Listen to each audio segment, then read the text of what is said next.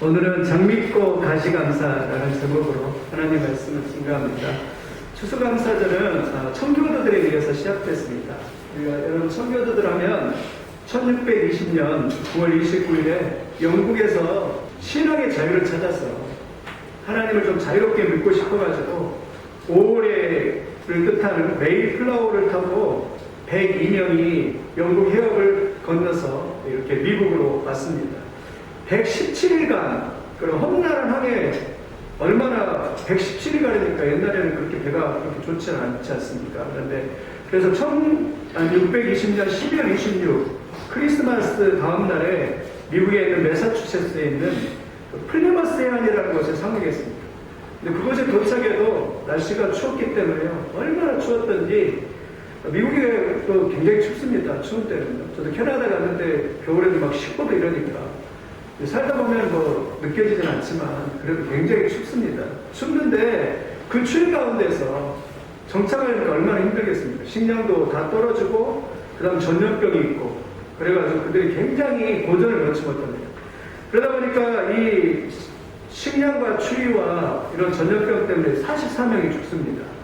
그래가지고 그곳에서 실패하게 됩니다. 그럼 봄이 되어서 농사를 지었는데 이제 땅이 다르다 보니까 그들이 아무리 열심히 해도 열매를 맺지 못한 거예요.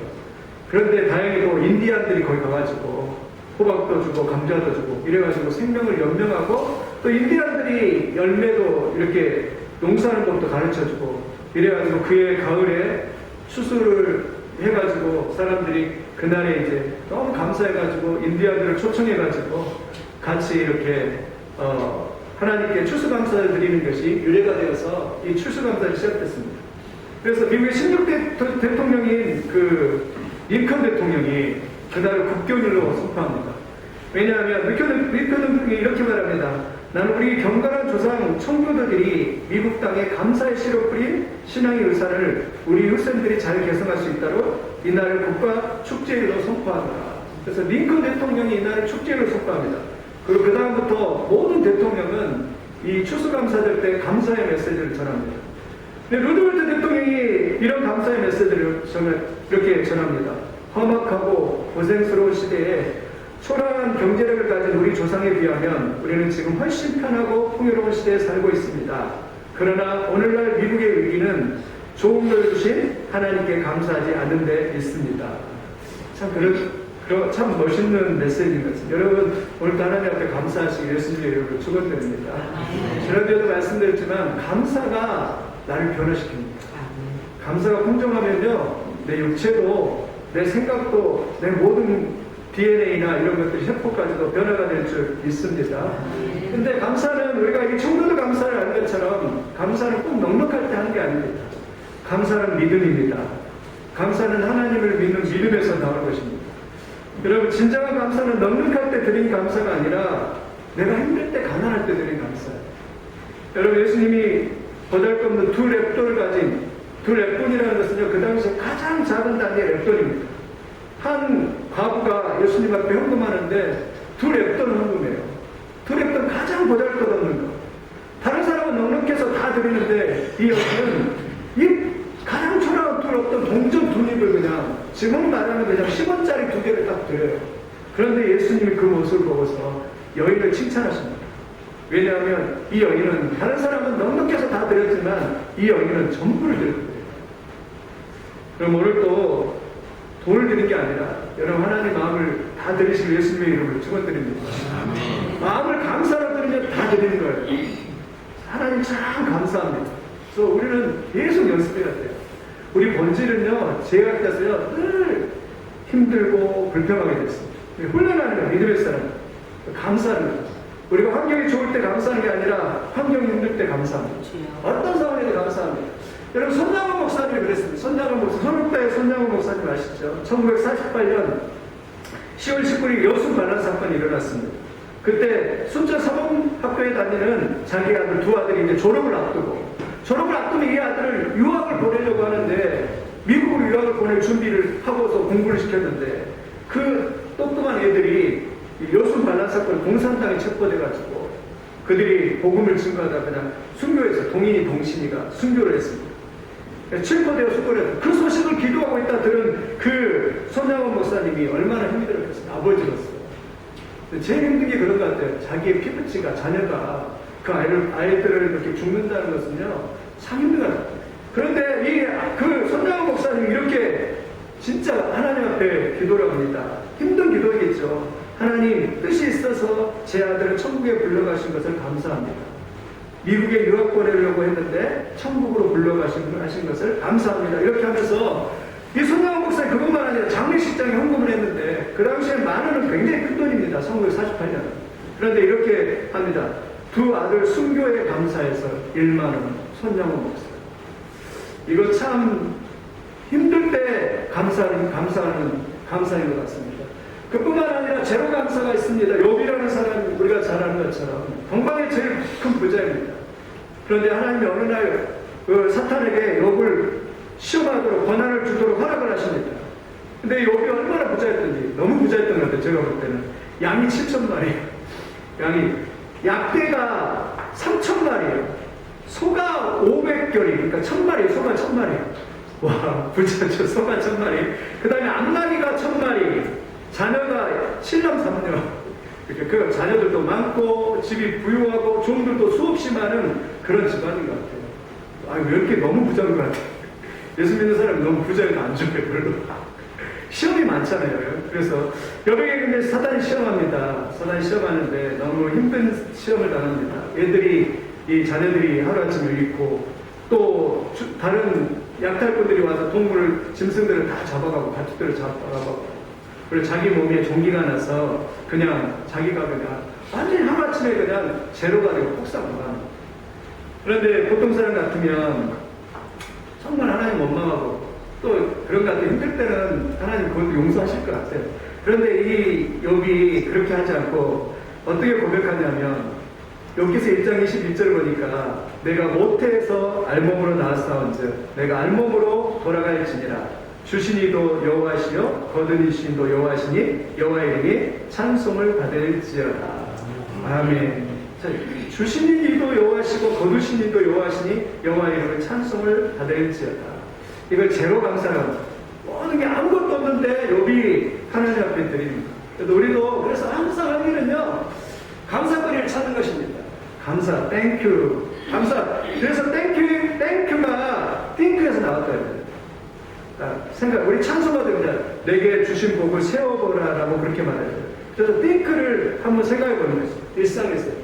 여러분, 그래서 감사는요, 환경이 좋아서 하는 게 아니라 감사는 해석입니다. 내가 상황을 어떻게 아느냐. 내가 지금 상황이 지금 이렇게 한 번 이래도 하나님 감사합니다. 은혜 주신 거 찾아보면 너무나 감사했어요. 예를 들면 이런 거예요. 내가 찾아보면 이런 거예요. 햇빛. 저도 이렇게 전기세를 보니까, 집에 전기세를 보니까 한 45,000원 정도 전기세가 나오는 것 같아요. 한 달에. 근데 여러분, 그럼 1년에 50만 원이요. 하나님께서 만약 여러분한테 햇빛세를 내라고 하면, 여러분, 물값, 우리 집에 물값이 한 45,000원 정도 나올 것 같아요. 물값이 좀 많이 있어요. 그러는데, 여러분, 하나님께서 말하는데 여러분한테 물값 내라. 이렇게 한번 생각해 보십시오.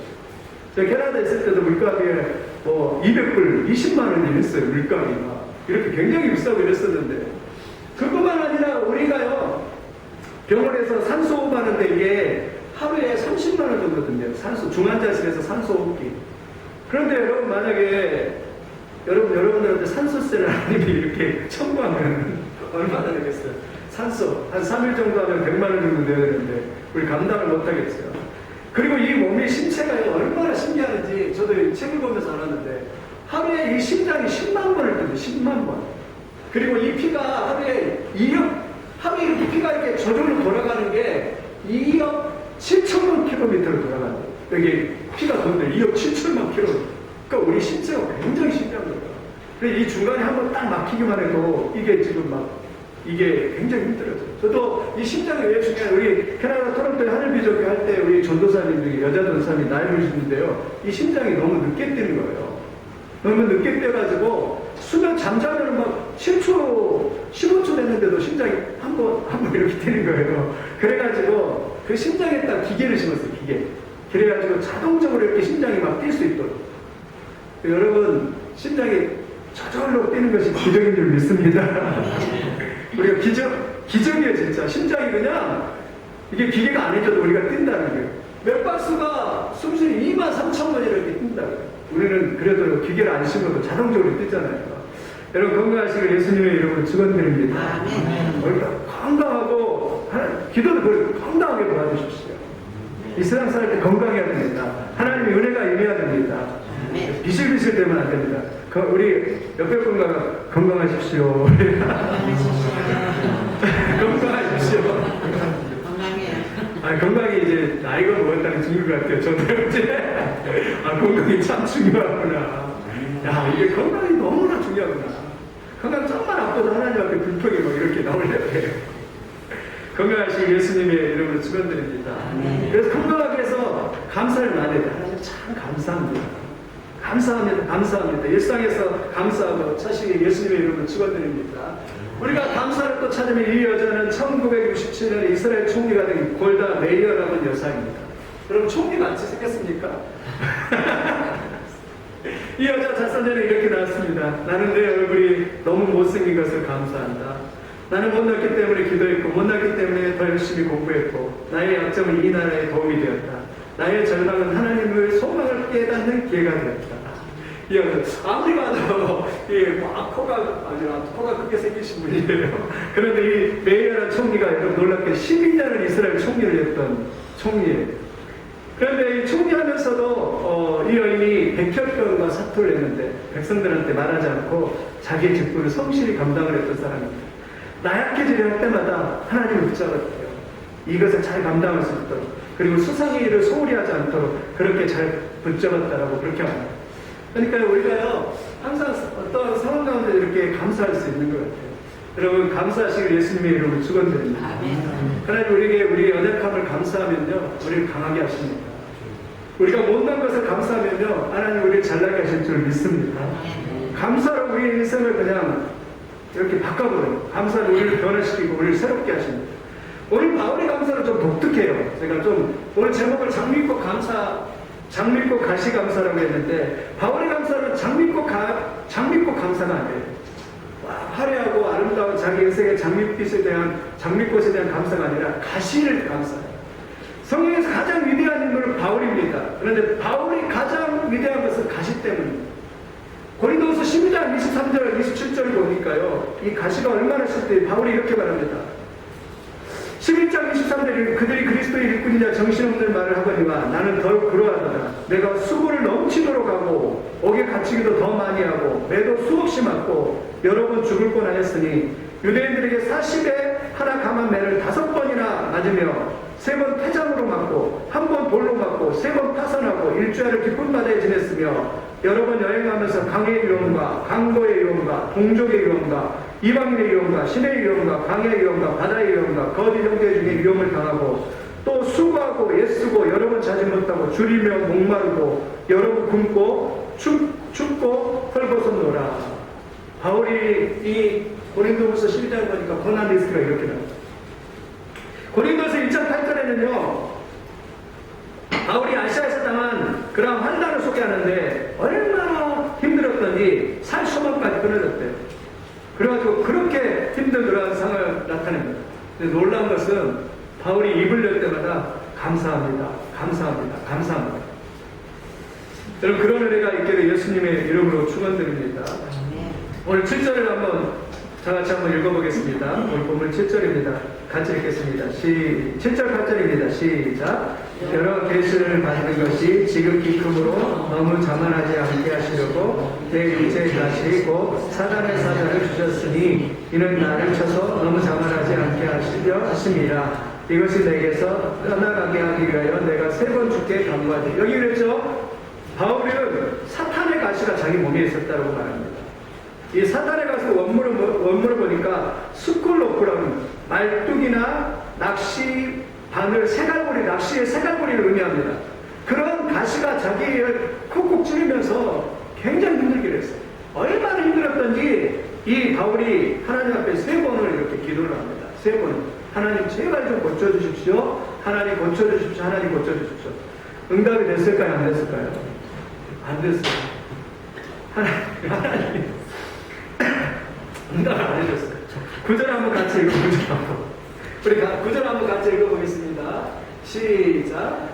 나에게 이르기를 내 은혜가 내게 족하도다. 이는 내 능력이 약한 데서 온전하여짐이라 하신지라. 그러므로 도리어 크게 기뻐함으로 나의 여러 약한 것들에 대하여 자랑하리니 이는 그리스도의 능력이 내게 머물게 하려 함이니라. 안타깝게 하나님께서 응답을 안 해줬습니다. 응답을 해주셨는데 그 응답은 뭐냐면 내 은혜가 내게 족하도다. 내 은혜가 내게 족하도다 했어요. 어떤 사람이 바울의 가시를 안질이라고 합니다. 그러니까 다메섹 도상에서 그냥 해가 너무 강렬하게 비쳐가지고 그냥 눈이 그냥 나가버렸다. 그 이유를 계속 특별하는 것에 두고 있고요. 어떤 사람은 간질이라고 해요. 그러니까 설교하다가 그냥 픽 쓰러지. 그래서 누워있다가 30분 있다가 일어나서 설교하는 간질이라고 하는 사람이 있어요. 근데 어느 병이든 아무튼 굉장히 힘들었을 거예요. 자기 몸에 사탄을 가지고 있고 그리고 껐득하면 그냥 와서 그냥 사탄이 그냥 자기를 괴롭혀요. 마틴 루터도 그랬다고 하지 않습니까? 종교계 갈 때 사탄이 껐득하면 너 자신을 알아야 돼. 너가 그렇게 죄인이면서 감히 너가 종교교육을 해? 그러니까 얼마나 심했던지 마틴 루터가 임금병을 들고 그냥 벽에다가 치면서 그냥 사탄에게 그냥 치면서 그냥 그렇게 할 정도로. 그러니까 영적으로 그냥 가시가 와가지고 그냥 그랬더니 바울도 마찬가지일 것 같아요. 얼마나 그냥 어떤 때는 그냥 여러분 저도 그렇지만 여기 손톱에 이 가시 하나 조금만 바뀌어도 얼마나 아픕니까? 그런데 그 몸에 그냥 사탄의 가시를 지니거든요. 그런데 하나님의 응답은 그거예요. 내 은혜가 내 족하다. 왜 하나님이 이렇게 응답을 했을까요? 왜냐하면 오늘 본문을 쭉 보면 왜냐하면 첫째는 하나님은 이것을 통해서 가시를 통해서 겸손하게 만들었어요. 여러분 바울은 교만할 수 있는 요소가 너무 많았습니다. 그는요 히브리인 중에 히브리였습니다. 바리새인이었어요. 그리고 그 당시 가장 뛰어난 그 당시 공부도 별로 안 한 시대에 석학이었던 가말리엘 문화 출신이었습니다. 그 당시 가장 좋은 로마 시민권을 가졌어요. 지금으로 말하면 미국 시민권을 가진 거죠. 로마 시민권을 가지고 다 가졌습니다. 그뿐만 아니라 하늘에 3층까지 올라갔던 사람입니다. 하늘에 영이 빠져나와서 3층 다 보고 하나님 구경하고 왔고 바울이 지나가면 그냥 사람들이 그림자만 밟아도 그냥 다 나와버려요.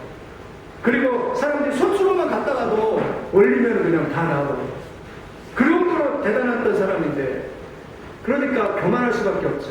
그대로 놔두면 하나님이 안 됐을 것 같아요. 그런데 그 가시 때문에 아파요. 그러니까 하나님은 붙잡을 수밖에 없어요. 그리고 자기가 사람이라는 걸 알아요. 능력이 자기에게서 나가지 않는 거구나. 하나님께 있구나 이러면서 자기를 깨달아요. 그러면서 겸손해져요. 여러분 능력은 하나님께 있는 줄 믿습니다. 겸손이 축복인 줄 믿습니다. 하나님을 붙잡는 게 축복인 줄 믿습니다. 지극히 교만해지지 않기 위해서 내게 사탄을 찾아주셨구나. 여러분 힘들 때마다 그러시죠. 겸손해야 되겠구나. 가시 때문에 힘드니까 겸손하시길 예수님의 이름으로 축원드립니다. 하나님을 붙잡기를 예수님의 이름으로 축원드립니다. 하나님 안에 내 은혜가 내게 족하다. 사도 바울은 그런 것 같아요. 뭘 봤습니까? 가시를 봤어요. 가시. 뭘 봐야 됩니까? 가시 말고 하나님이 주신 걸 나를 사도로 삼아주시고 나에게 능력을 주시고 하나님 나를 건강하게 하시고 나에게 은혜를 주신 이것을 바라봐야 되는데 바울도 어떻게 보면 가시를 봤던 거예요. 그러니까 마음에 불평이 일어났던 것입니다. 여러분 가시만 쳐다보지 않기를 예수님의 이름으로 축원드립니다. 나의 지금 힘든 환경만 쳐다보지 않기를 예수님의 이름으로 축원드립니다. 하나님의 주신 것을 바랍니다. 나에게 건강도 주시고 나에게 은혜도 주시고 내가 지금까지 이렇게 일할 수 있다는 것도 감사하고 하나님 앞에 감사할 것을 보면 감사할 것밖에 없어요. 근데 자꾸 가시를 보면 낙심이 돼요. 왜 이렇게 아프지? 왜 이렇게 나는 힘들어야 될까? 아닙니다. 세상 사람은요 다 하나씩은요 다 힘든 게 다 있어요. 세상이 만만치 않습니다. 쉽지 않습니다. 그래서 오늘도 여러분 가시만 바라보지 않기를 예수님의 이름으로 축원드립니다. 내게 주신 은혜 바라보면서 하나님 앞에 감사하고 겸손하고 하나님을 의지하는 축복이 있기를 예수님의 이름으로 축원드립니다. 다음으로 두 번째 그 가시가 더욱 주님을 의지하게 만들었어요. 그 가시 때문에 자기는 알았어요. 그 능력이 하나님께 있다는 걸 알았어요. 이 가시 때문에 내게 능력이 아니구나. 하나님께 있구나. 사람들은 그렇게 생각해요. 내가 강해지고 내가 똑똑하고 내가 돈 많고 내가 잘나면 능력이 있을 거라고 생각해요. 절대 그러지 않습니다. 내 능력은 내가 약할 때 생깁니다. 성도의 능력은 내가 약할 때 생깁니다. 오히려 약한 자를 통해서 하나님의 그 능력이 이렇게 나가게 되어 있어요. 여러분이 자꾸 강해지려고 하면 안 됩니다. 하나님 겸손하고 약해지고 내가 부족하고 하나님 부족하고 사람 앞에서도 마찬가지입니다. 내가 부족하고 연약할 때 왜냐하면 능력이 나. 복음도 마찬가지입니다. 내가 막 굉장히 막 대단한 능력 있고 말을 잘하고 뛰어나기 때문에 사도 바울도 그렇게 고백합니다. 내가 내가 말에 능력이 나가는 것이 아니라 나의 능력은 성령을 통하여 주신 능력이다라고 그렇게 말을 합니다. 가시 때문에 사도 바울은 더 엎드려서 하나님 도와주십시오. 가시 때문에 하나님을 더 불렀어요. 하나님을 더 찾았어요. 하나님 도와주십시오. 하나님 역사해 주십시오. 사람이 얼마나 약한지 모릅니다. 더 오히려 이 가시 때문에 여러분 하나님의 능력을 구하시기를 예수님의 이름으로 축원드립니다. 나의 가시, 나의 부족 때문에 하나님 끝까지 더 붙들고 끝까지 더 붙들면서 믿음으로 나가서 승리하시길 바랍니다. 더 주님을 의지하고 더 주님을 의지하고 내가 가시가 있기 때문에 그래서 이 가시 때문에 감사하면서 더 하나님을 의지하는 거예요. 여러분 우리 가시가 어떨 때는 하나님이 이거를 이렇게 치워주지 않을 때도 있습니다. 그럴 때에도 좀 치워주지 않아도 하나님 그것 때문에 더 기도하고 그것 때문에 더 나가시길 예수님의 이름으로 축원드립니다.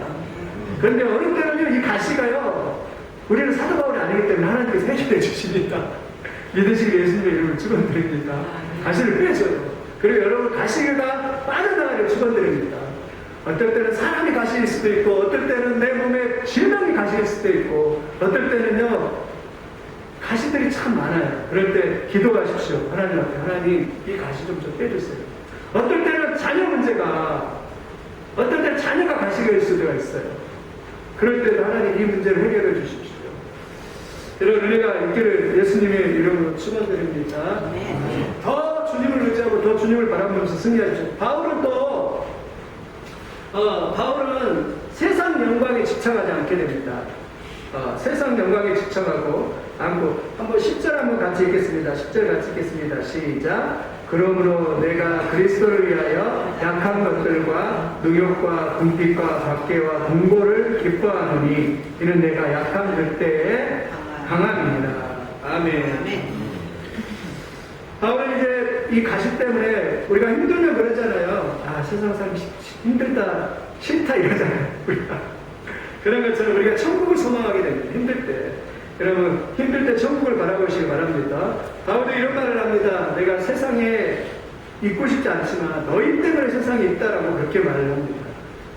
너무나 복음 증거하는 것이 힘들고 너무나 하나님 일을 하는 것이 사실 힘이 들었어요. 그러다 보니까 바울은 늘 천국을 소망하면서 하나님 앞에 이렇게 살아가고 있던 그런 모습을 이렇게 볼 수가 있습니다. 여러분 하나님의 천국을 소망하시길 예수님의 이름으로 축원을 드립니다. 우리 믿는 사람들은 세상의 미래를 두는 것이 아니라 천국을 소망하면서 날마다 천국을 품고 살아가는 여러분들이 되시길 예수님의 이름으로 축원드립니다. 그래서 바울의 감사는 제가 볼 때는 3차원째 감사예요. 예를 들면 1차원적인 감사는 조건부 감사예요. 하나님 만약에 이거 해결해 주시면 감사합니다. 그게 조건을 따는 거예요. 2차원의 감사는 하나님 주신 것에 대한 감사. 하나님 이걸 주셔서 감사합니다. 저걸 주셔서 감사합니다. 3차원의 감사는요. 그럼에도 불구하고 감사. 하나님 그럼에도 불구하고 참 감사합니다. 연약함에도 불구하고 감사하고 상황이 힘들어도 감사하고 하나님 참 감사합니다. 그렇다면 바울의 감사는 3차원의 감사입니다. 오늘 우리도 연습할 것은 3차원의 감사입니다. 3차원의 감사는 어떤 상황에도 감사해요. 상황이 좋아져서만 감사하는 게 아니라 항상 감사. 하나님 감사합니다. 감사합니다. 그리고 그 감사가 자기의 삶을 이렇게 넘쳐서 이렇게 자기의 삶을 완전히 변화시키는 그러한 위대한 믿음의 역사가 있는 줄 믿습니다. 근데 저도 이렇게 훈련을 해보니까 이게 잘 안 되더라고요. 항상 감사합니다. 감사합니다. 이게요. 될 것 같아요. 이거는 믿음입니다. 그리고 하나님의 은혜예요. 은혜가 임해야 돼요. 은혜가 임해야 돼요. 어떤 상황에도 감사합니다. 조금만 힘들어도 우리는 그냥 입에서 그냥 불평이 튀어나오는 게 그게 우리의 본질이에요. 근데 은혜가 임하면 하나님의 은혜가 임하면요. 하나님 참 감사합니다. 하나님 감사합니다. 아파도 낫게 하시면 참 감사합니다. 문제가 있어도 하나님 건강 주실 거 감사하고 문제 해결해 주실 거 감사합니다. 이러면서 감사를 미리 당겨서 하나님 앞에 올려드립니다. 그러면 삶이 감사가 넘치면서 변화될 줄 믿습니다. 우리의 감사로 여러분 하나님 앞에 영광을 돌리기 예수님의 이름으로 축원드립니다. 아멘. 이 사람은 윌리엄 캐리어건 현대 선교의 아버지입니다. 영국에서 구두를 만드는 사람, 구두 수송공이었던 그런 사람입니다. 가난했던 초등학교 제대로 못 나왔던 그런 사람입니다. 그런데 매일 혼자서 히브리어, 헬라어를 공부를 하고 그리고 공부를 하고 하면서 이제 신학도 공부하게 되고 이분이 인도 선교사로, 인도의 선교사로 선교사를 떠났습니다. 근데요, 이분이 얼마나 대단하냐면 인구가 막 굉장히 많잖아요. 몇 억 명? 3억? 아무튼 뭐 인도네시아 같은 게 뭐 10억이라고 이렇게 하는 데도 있다는데 아무튼 그러다 보니까 언어가 굉장히 많습니다. 그런데 이분이 한 번은 이제 인쇄기를 가져와서 내가 성경을 좀 번역을 해야 되겠다. 그러니까 민족어가 너무 많으니까 가져와야 되겠다 생각하고 했는데 어느 날 이제 번역을 시작을 했습니다. 성경을 번역을 시작하는데 근데 자기가 다른 데 가서 이렇게 설교를 하고 이제 선교사역을 하고 돌아오는데 그냥 그 집이 그냥 거의 성경을 번역을 다 완성해 놨는데 그냥 그것이 그냥 인쇄기와 함께 그냥 몽땅 다 성경 번역에 붙어버렸어. 그러니까 얼마나 그냥 낙심이 되고 그러겠습니까? 근데 이분이 그렇게 말을 합니다. 이분이 이렇게 하나님 앞에 기도는 하나님께서 제게 번역이 부족한 것을 아시고 완전하게 다시 번역할 기회를 주신 것으로 알고 다시 시작하겠습니다. 하나님 제게 믿음과 인내와 용기를 주소서. 그때 낙심되었는데 하나님 앞에 다시 시작할 수 있도록 구하고 그렇게 해서 1801년에 벵갈어 성경을 시작으로 해서 24종의 인도 방언의 성경을 출판했다라고 합니다. 그러니까 좀 난 사람은 좀 다른 것 같아요. 우리는 돈 받아야 될 것 같아요. 좀 뛰어난 사람은 좀 다른 것 같아요. 그런 어려운 환경에서도 그냥 좌절하고 절망이 아니라 이까지쯤에 이러면서 하나님 용기를 주세요. 또 다시 시작하고 또 다시 시작하는 거예요. 말씀을 정리하고 마칩니다. 이 사람은 연주자 바이올린 연주자의 위대한 바이올리니스트 파가니니라는 사람입니다. 청중들 앞에서 멋지게 연주를 합니다. 이 사람 영화도 나왔는데 한번 보시면 좋을 것 같습니다. 청중들 앞에 연주를 합니다. 그런데 이 파가니니가 연주를 하다가 바이올린 네 줄인데 한 줄이 뚝 끊어집니다. 청중들이 더 긴장하기 시작합니다. 그런데 이 파가니는 뛰어나기 때문에 또 연주를 신나게 막 연주를 힘차게 하더라고요. 끊어질만 하더라고요. 그런데 한 줄이 또 끊어져 버려요. 그러니까 그 관중들이 긴장하면서 뚫어지겠죠. 어떻게 하지 그런 분위기예요. 그러다가 마지막 한 줄이 딱 끊어지면 한 줄밖에 남지 않았어요. 사람들이 긴장할 때 이 파가니가 바이올린을 높이 들면서 한 줄과 파가니니 이러면서 이렇게 바이올린을 연주를 하고 끝까지 연주를 했다라고 합니다. 저는 이걸 생각하면서 여러분 우리도 인생을 연주할 때 그럴 수 있습니다. 어떨 때는 뭐 우리가 가지고 있던 인맥의 줄도 끊어질 수 있고요. 건강의 줄도 끊어질 수 있고요. 또 우리가 가지고 있는 또 금전의 줄도 끊어질 수 있고요. 여러 가지 줄들이 끊어질 수 있어요. 그러나 여러분 우리가 붙잡을 수 있는 한 줄만 있다면 저는 그 한 줄이 하나님인 줄 믿습니다. 아멘. 내가 붙잡을 수 있는 그 한 줄만 있다면 나의 인생의 연주를 멋지게 하나님 앞에 감사하면서 끝까지 연주를 할 겁니다. 이 한 줄만 붙잡을 수